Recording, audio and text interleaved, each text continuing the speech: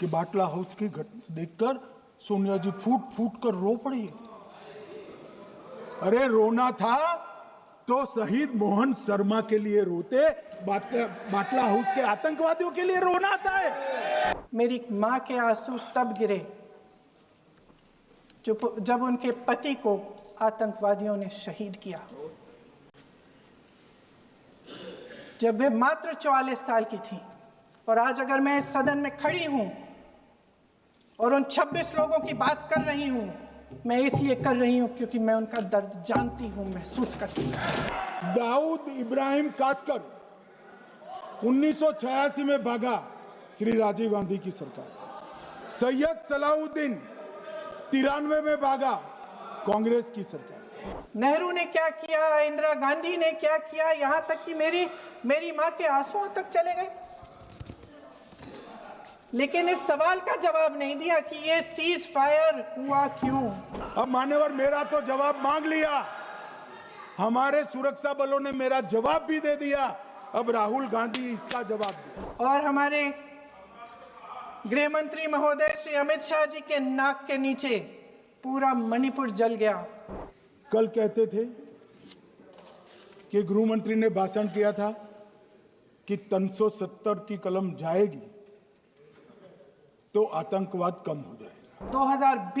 अप्रैल 2020 से लेकर 22 अप्रैल 2025 तक इन्होंने 25 आतंकवादी हमले किए। आपको तो एक बहाना चाहिए, आपको तो एक बहाना चाहिए। पूरे परिवार का नाम गिनवा देते हैं। और मैं सलमान खुर्शीद जी को भी याद करना चाहता हूं। एक बार मैंने बड़े सवेरे में नाश्ता करता था, टीवी पर उनको रोते हुए देखा। मुझे लगा क्या हुआ, कोई बड़ी घटना हो गई। तो रोते रोते वो श्रीमती सोनिया गांधी के घर से बाहर आ गए कि बाटला हाउस की घटना देखकर सोनिया जी फूट फूट कर रो पड़ी। अरे रोना था तो शहीद मोहन शर्मा के लिए रोते, बाटला हाउस के आतंकवादियों के लिए रोना आता है। और मान्यवर हमें पूछते हैं कि आपने क्या किया, कोई अधिकार नहीं है पूछने का, कोई अधिकार नहीं है मान्यवर। और ये हमें पूछते थे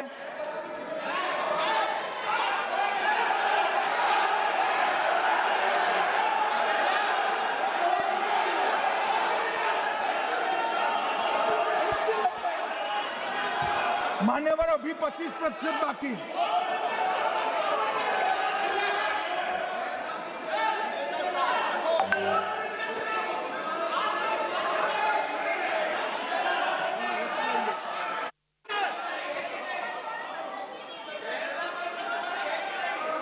बैठिए, जवाब दे रहे हैं ना, आपका जवाब दे रहे हैं। आपका पहलगांव के बाद जो घटनाक्रम घटित उसका जवाब दे दिया ना माननीय गृह मंत्री जी ने। आपने पूछा आतंकवादियों क्या हुआ, आतंकवादियों का जवाब दे दिया। क्या पूछना चाहते हैं आप? आपने हर सवाल पूछा, हर सवाल जवाब सुनिए माननीय गृह मंत्री जी।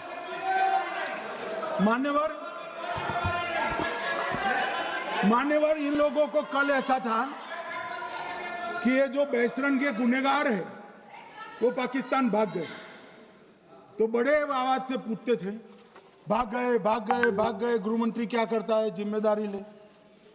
हमारी तो सेना ने ठोक दिया, सीआरपीएफ ने ठोक दिया मान्यवर।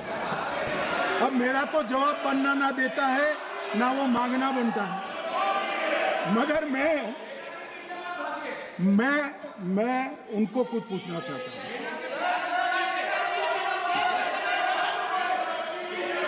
मान्यवर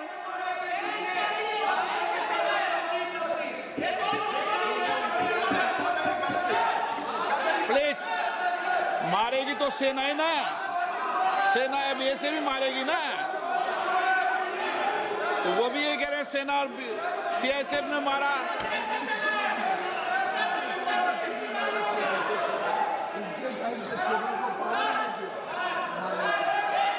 मान्यवर ये कहते हैं, साहब इसको बिठाओ जरा।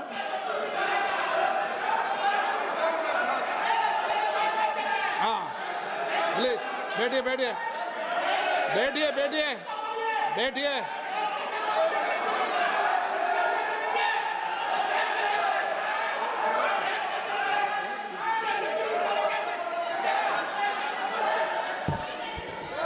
सबको पता मान्यवर, है। ये लोग मुद्दा उठाना चाहते हैं तो जरूर उठाए।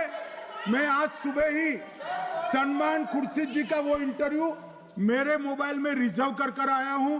आप जब भी कहोगे ये पूरे टीवी पर बताने के लिए मैं तैयार हूं। सेव कर आया हूं। इनकी इच्छा है तो कल एक समय तय करिए, यहां बता दीजिए चारों टीवी में, और देश की जनता भी देख ले।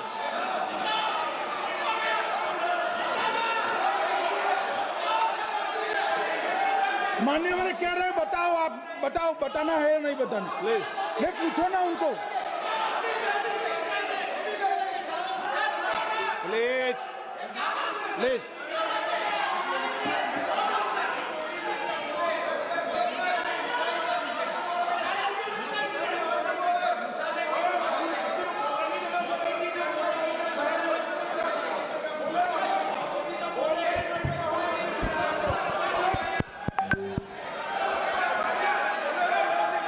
बिट्टू बैठ जाओ। मान्यवर ये पूछ रहे थे कि क्यों भाग गए। अब मेरा समय काफी जाएगा, मैं जरा संक्षिप्त में कहता हूं, घटनाओं पर नहीं जाऊं। दाऊद इब्राहिम कासकर 1986 में भागा, श्री राजीव गांधी की सरकार। सैयद सलाउद्दीन 93 में भागा, कांग्रेस की सरकार। टाइगर मेमन 93 में भागा, कांग्रेस की सरकार। अनीस इब्राहिम कासकर 93 में भागा, इनकी सरकार। रियाज भटकल 2007 में भागा, इनकी सरकार। इकबाल भटकर 2010 में भागा, इनकी सरकार। मिर्जा सादाब बेग 2009 में भागा, इनकी सरकार। अब मान्यवर मेरा तो जवाब मांग लिया, हमारे सुरक्षा बलों ने मेरा जवाब भी दे दिया, अब राहुल गांधी इसका जवाब दे।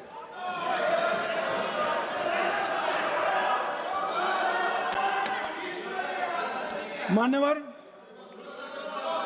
अब मैं कश्मीर के विषय में मैं बात करना चाहता हूं।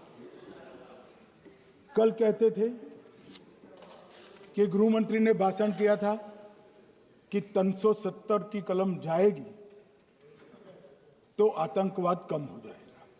क्या हुआ? मान्यवर मेरा हिसाब देना बनता है। हम भारतीय जनता पार्टी के कार्यकर्ता हैं, ये नरेंद्र मोदी जी की सरकार है, हम जवाबदेह होते हैं जनता के प्रति, संसद के प्रति और देश के हितों के प्रति।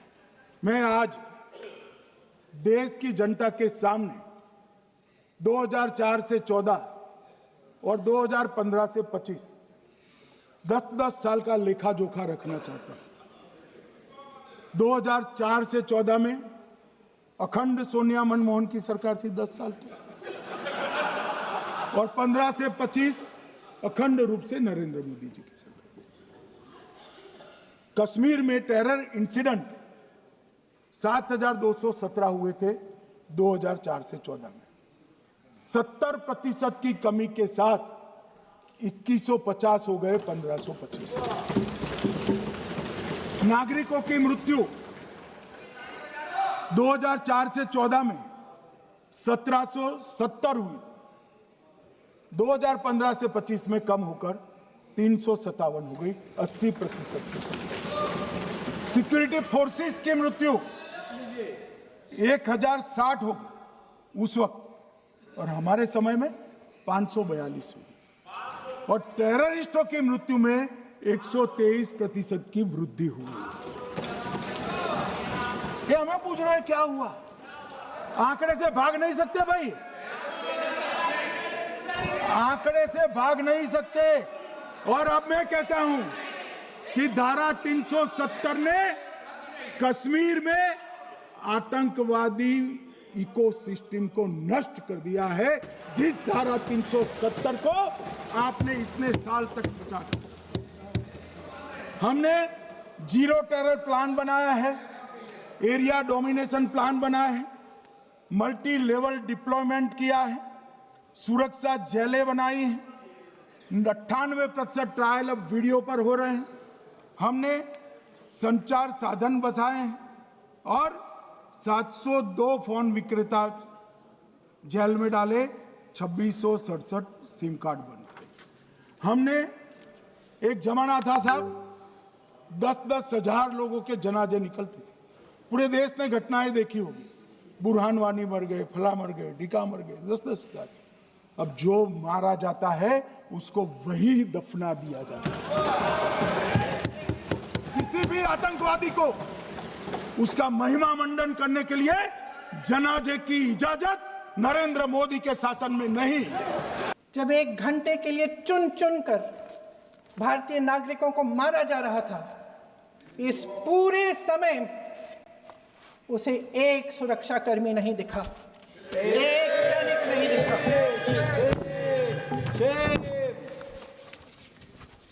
शुभम की पत्नी ने कहा, कोट, मैंने अपनी दुनिया को खत्म होते हुए देखा, अपनी आंखों के सामने एक सिक्योरिटी गार्ड नहीं था।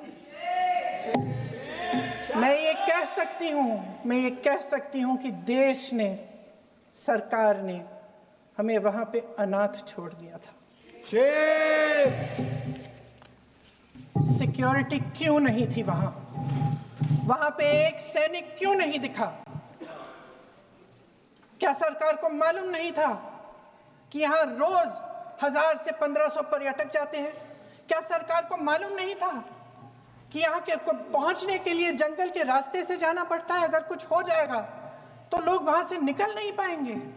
एक चिकित्सा का इंतजाम नहीं था, फर्स्ट एड का इंतजाम नहीं था, कोई इंतजाम नहीं था, ना सुरक्षा का ना फर्स्ट एड का। इन लोगों को भगवान भरोसे छोड़ दिया गया। ये लोग वहां पे इस सरकार के भरोसे गए और इस सरकार ने उन्हें भगवान भरोसे छोड़ दिया।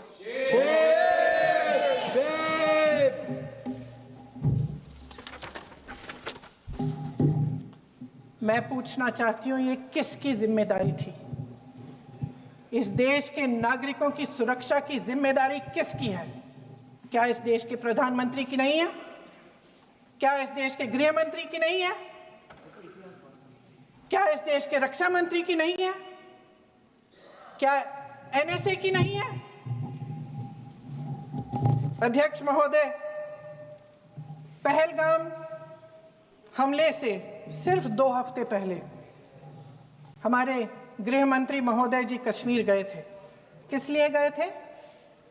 जो सुरक्षा की व्यवस्था है इसको देखने के लिए गए थे, इसको रिव्यू करने के लिए गए थे और उन्होंने वहां कहा कि आतंकवाद पर विजय प्राप्त हुई है। ये 2 हफ्ते पहले है। 3 महीने बाद JNK के गवर्नर साहब एक आम इंटरव्यू में ऐसे ही चलते चलते कह देते हैं कि हाँ, बैसारन वैली में बहुत लापरवाही हुई और इसके लिए मैं जिम्मेदारी लेता हूँ। ऐसे ही चलते चलते, और वो बात होती है, ख़त्म भी वहाँ होती है और वहीं ख़त्म हो जाती है। उनसे जिम्मेदारी ली भी नहीं जाती, कोई सवाल नहीं उठाता, कोई जवाब नहीं देता। अध्यक्ष महोदय, उस हमले की जिम्मेदारी एक आतंकवादी गुट जिसका नाम TRF है थोड़े दिनों बाद लेती है। कौन है ये TRF? 2019 में ये गुट बना। 2020 में इसने कश्मीर में आतंकवाद का काम शुरू कर दिया और 2020 अप्रैल 2020 से लेकर 22 अप्रैल 2025 तक इन्होंने 25 आतंकवादी हमले किए। ये सब सरकार के संज्ञान में था और आप मुझे बताना चाहते हैं, सत्ता पक्ष के नेता बताना चाहते हैं कि ये सब आपके संज्ञान में था, लेकिन कोई भी एक ऐसी एजेंसी नहीं है हमारी सरकार की जिसको पता चला कि ऐसा हमला ऐसा भयानक हमला होने जा रहा है हमारे देश में कि पाकिस्तान में बैठे हुए इस हमले की योजना बन रही है कि हम भारत जाके हैवानियत करेंगे, 26 लोगों को मार डालेंगे और हमें पता ही नहीं है। क्या ये हमारी एजेंसियों की विफलता है कि नहीं है? ये बहुत बड़ी विफलता है, ये एक बहुत बड़ी विफलता है। जानते थे कि ये गुट है, जानते थे कि 5 सालों से ये आतंकवादी हमले कर रहा है, अध्यापकों को मारा, आर्मी के बड़े बड़े अफसरों को मारा, आम जनता को मार डाला, पुलिस वालों को मार डाला, और आप इन पे निगरानी नहीं रख रहे थे। और ये जो एजेंसियां हैं, इनकी जिम्मेदारी कौन लेगा? क्या आईबी चीफ ने अपना इस्तीफा दिया? क्या किसी ने इस्तीफा दिया? गृह मंत्री जी के कार्य क्षेत्र में आता है इंटेलिजेंस ब्यूरो। क्या गृह मंत्री जी ने इस्तीफा दिया? इस्तीफा छोड़िए, जिम्मेदारी ली।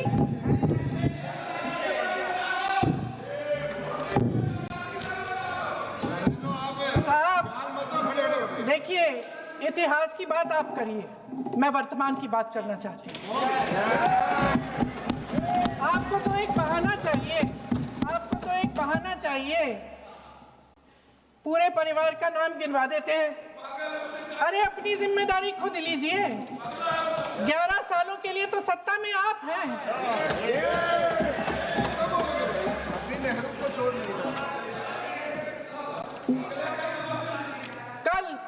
कल माननीय गौरव गोगोई जी ने अपने भाषण में पूछा गृह मंत्री जी से, क्या आपकी जिम्मेदारी नहीं थी? मैं देख रही थी। राजनाथ जी, रक्षा मंत्री जी यूं यूं अपना सर हिला रहे थे, कुछ बोले नहीं। अंदर से ये महसूस हुआ होगा कि यहाँ कुछ जिम्मेदारी थी, लेकिन माननीय गृह मंत्री महोदय जी हंस रहे थे, वे हंस रहे थे।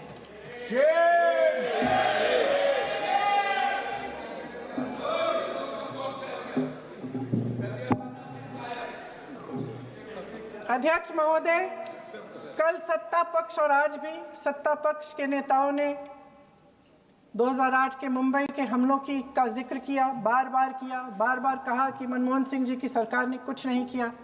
ये तो जानकारी होगी ना कि उसी समय जब वो आतंकवादी हमला चल रहा था, तभी उन आतंकवादियों को मार डाला था। एक बचा था और उसको भी फांसी दे दी थी 2012 में। महाराष्ट्र के मुख्यमंत्री ने इस्तीफा दिया। देश के गृह मंत्री ने जिम्मेदारी लेकर इस्तीफा दिया। एक जवाबदेही थी पब्लिक के प्रति, एक जवाबदेही थी इस देश की जनता के प्रति, इस देश की धरती के प्रति।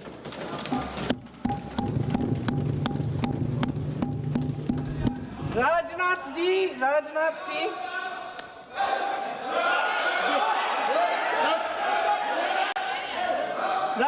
जी तो पुलवामा, उरी और पठानकोट के समय गृह मंत्री रहे थे। आज वे रक्षा मंत्री हैं और हमारे गृह मंत्री महोदय श्री अमित शाह जी के नाक के नीचे पूरा मणिपुर जल गया, दिल्ली में दंगे हुए, पहलगाम में हमला हुआ और आज भी वे उसी पद पर बैठे हैं। क्यों? अध्यक्ष महोदय, बमबारी से अखबारों के हेडलाइन बनते हैं, मगर कहानी सुरक्षा में की चूक में भी है। आज देश खोखले भाषण नहीं सुनना चाहता, देश जवाब चाहता है, तसल्ली चाहता है कि सच उससे छिपाया नहीं जाएगा। देश जानना चाहता है कि उस दिन अप्रैल 22, 2025 को क्या हुआ और क्यों हुआ। आप तो खुद अपनी पीठ थपथपाने में लगे रहते हैं। सेना, देश, संसद से सच छुपाते हैं। ऑपरेशन सिंदूर जब शुरू हुआ, हम सब ने समर्थन किया, सब एकजुट होकर खड़े हो गए इस देश के लिए। दोबारा होगा, दोबारा खड़े हो जाएंगे। अगर हमारे देश पे हमला होता है तो यहाँ इस सदन में किसी भी पार्टी का हो, कोई भी हो, सब आपका समर्थन करेंगे और हमें अपनी सेना पर गर्व है कि उन्होंने इस बार भी दृढ़ता से लड़ाई लड़ी, धैर्य से लड़ाई लड़ी, वीरता से लड़ाई लड़ी। लेकिन इस ऑपरेशन का सिंदूर का क्रेडिट, उसका श्रेय तो हमारे प्रधानमंत्री जी चाहते हैं। सही भी है, ठीक है, सही है, श्रेय ले। ओलंपिक्स में हमारा मेडल आता है, उसका भी श्रेय लेते हैं, लेकिन सिर्फ श्रेय लेने से नहीं होता नेतृत्व, जिम्मेदारी भी लेनी पड़ती है।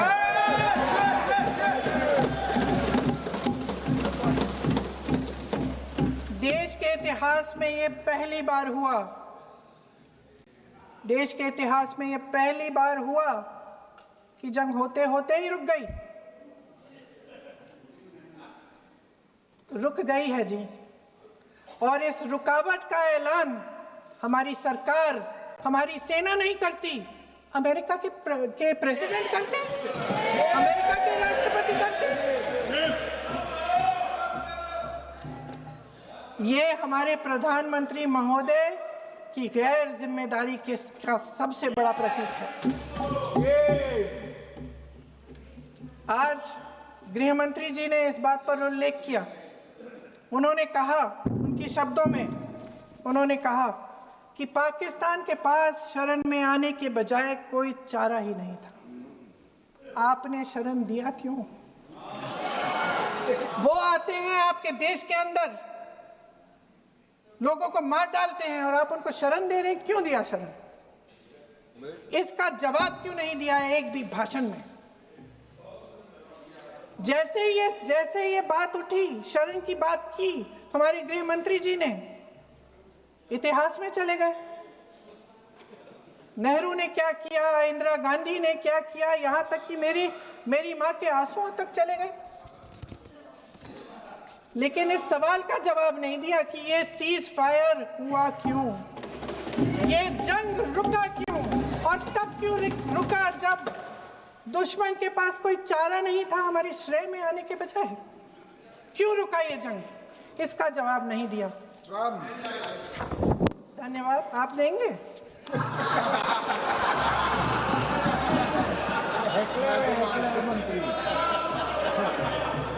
देना भाई देना, आपको टाइम मिलेगा तो। टाइम नहीं मिलेगा आपको शायद। वैसे महोदय, मेरी माँ की आंसू की बात किए, मैं इसका जवाब देना चाहती हूँ। मेरी माँ के आंसू तब गिरे जब उनके पति को आतंकवादियों ने शहीद किया, जब वे मात्र 44 साल की थी। और आज अगर मैं इस सदन में खड़ी हूं और उन 26 लोगों की बात कर रही हूं, मैं इसलिए कर रही हूं क्योंकि मैं उनका दर्द जानती हूं, महसूस कर